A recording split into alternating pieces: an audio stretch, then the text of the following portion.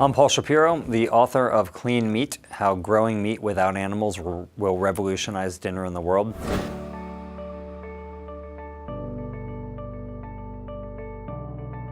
And I wrote this book as an exploration. It's really an exploration of the promise that is offered by these entrepreneurs and their investors who are racing to commercialize the world's first ever animal-free animal products.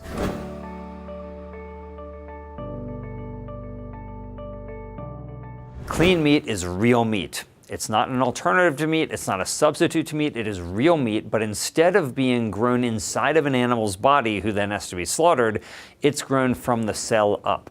So these scientists can take animal cells and put them in a cultivator where the cells believe that they're still in the animal's body and grow into real, actual meat.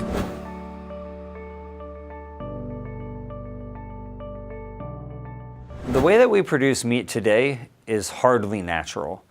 When we think about how animals are raised today, we know that they are genetically selected to grow really fast and really big. They are oftentimes pumped full of drugs like antibiotics. They're kept in squalid conditions indoors where they never see the light of day.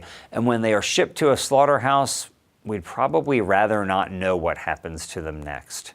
And so when we think about just how unnatural and inhumane our current methods of meat production are, growing animal cells into meat seems like the naturally preferable option.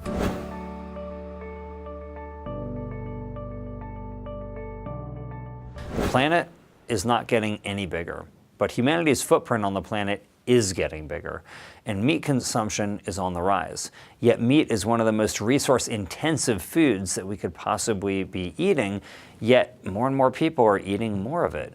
And so if we want to avert the worst of climate change, if we want to do better when it comes to land management, if we want to do better when it comes to animal welfare and public health, we need to do better when it comes to meat production.